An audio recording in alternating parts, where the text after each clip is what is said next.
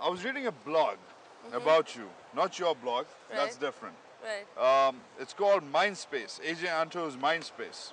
And it says, at that time, he's talking about an earlier reference to you. At that time, I dismissed her as yet another one of those despondent, quote, we are different type syndrome, end quote, types. And then he goes on to say, obviously he's editorializing, he says, I'm usually turned off by celebrity activism because there was always a certain vulgarity about it. What do you want me to say? I want you to respond. Is he accusing me of that? Are you a we are different type syndrome? I think the minute you say we are different, you're no more different to begin with. You know, you either are or you are not, and that's for others to judge. You don't chase your own image or you don't form it. You are who you are. Different people perceive you differently. I mean, there are lots of actors who say, oh, you're more of an activist. Some activists say, oh, but finally you're an actor. So everyone is kind of trying to label you and put you in some kind of a bracket. And you don't like labels? Well, I used to be more upset about labels. Now I feel each one to their own. I have to do what I have to do. What's that supposed to mean? That's supposed to mean But you are someone though, aren't you? How would you? Well, I am in the public domain. I do have a voice and I want to be able to make use of that voice.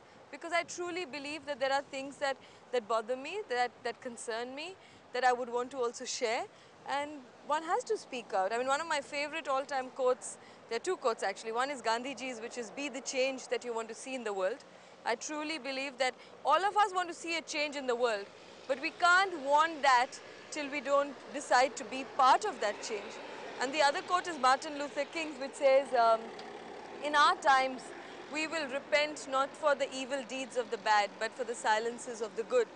So I do think that the good, which I think most of us are, most people are, need to speak out. So I just do my bit of speaking out wherever I can, including this interview. So when this blogger says that there is a certain vulgarity about celebrity activism, are you a celebrity activist? Would you say that? Would you say, is he boxing you incorrectly? Well, I'm not so sure if he's talking about me or is he talking in general, because you've just taken two lines out of it. No, but he's referring to you and then he goes on to explain Yeah, but then your he point. says that I dismissed her. It's past tense, so not that I want to say that he feels any differently, and I don't know who this person is. Everyone's entitled to their opinion. I think celebrity word itself, I find it slightly vulgar. That's what I was trying to Yeah, I mean, when you say, oh, but we want a celebrity, as a celebrity, can you do that? That has become the language of today. It's not my lingo. I don't use words, those kind of words, either for others or for myself. We are in public domain. Certain baggage comes with being an actor, and the idea is not to take yourself so seriously, to be honest. Not to think that everything that that just to feel so self-important about it. If someone perceives you as a celebrity, it's their problem. Someone perceives you as a friend, someone perceives you in different ways. All of us have multiple identities, and it depends which identity is sort of most important to you and what you do with it. Okay, last couple of questions. Why, and this is something I've seen, I've been here for just a couple of weeks, and this is something I've seen, is that Indians know less about Pakistanis than Pakistanis know about Indians. In fact, Pakistanis know a whole lot more about Indians. Now, one of my theories on that is that a lot of it has to do with Bollywood. Would you agree? Yes, I think so, because when I went to Pakistan and I was shocked the number of films that you could easily get. Some of my films that have not even been released properly, or some other films that you don't get videos of, I could buy them in Pakistan and real cheap. The day it gets released here, I don't know how it's pirated, but it's probably on the same day that you can actually get a DVD or VCD or whatever in Pakistan. Also television, I think the Indian television went there and probably ruined many of your good serials with our Saas Bahu or whatever kind of serials that came in. Besides that, do you think that India has moved too forward for Pakistan? It's forgotten Pakistan behind? Well, for one, I don't know if it's true, but because Pakistan what we call independence or what we call partition. So Pakistan kind of was a new country, was formed during partition. Probably there is a shared history in the northern belt. So maybe in parts of Pakistan also, and the more sort of vocal, more accessible parts, I'm sure in Baluchistan or wherever else, people think less about India like they would do in the south. but the more accessible like Lahore and the whole of Punjab belt had a shared history. But India being larger and being more spread out and different languages and all that, forget about Pakistan, even Northeast, which is part of our own country. I don't think we think enough about the Northeast.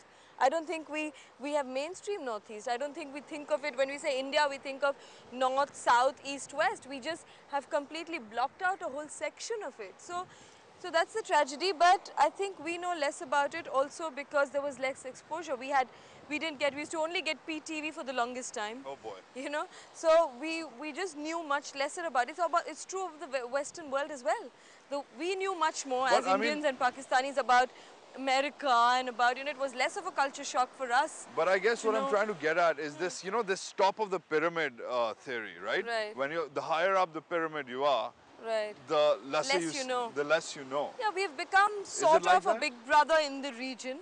One, because of its size, maybe because of a certain, at least somewhat political stability, all of that. And I think that's why there is a huge need for South Asian identity to emerge, for us to feel that in many ways, culturally, emotionally, socially, we are similar. Even trade-wise, what Europe has done, it's such a tragedy that we are unable to do. That we are not concerned, we don't see ourselves as South Asia, and in fact the media and the other means are in a way making us more prejudiced about each other, and more so India and Pakistan. It has gone on and on forever, and I think only people like us can in some way say, look, hello, this battle is a complete perceiving of an enemy. It's the other that's been just created. We are so similar. Every time I go to Pakistan, I don't feel at all out of place. I have some fantastic friends there, and like I would have all over the country, So I think people-to-people interaction, if nothing else, forget about all social and, activist kind of initiatives. Just make the border a little easier. Just let people travel. They themselves will figure things out. All right. Last question. Okay. You're called the thinking man's heroine. Ooh. Do you I take haven't that found my Do you take that as man. a compliment? Do you take that as a compliment? I told you, it's people's job to label. It's not my job to No, do you take respond that or as a take compliment? that seriously. Sounds like a compliment though. Well, if it's meant like a compliment, I would say thank you. Nandita Das. Thanks for coming Wajahat. on TalkBack. Thanks, it was a pleasure. Thanks. All right, this was Nandita Das from Juhu Beach in Mumbai, India. We hope you enjoyed this very special episode of TalkBack in our special series, Eye on India. Email us at talkback@dawnnews.tv. Your views are important to us. That's it from me, Wajahat S and the rest of the TalkBack team. Take care.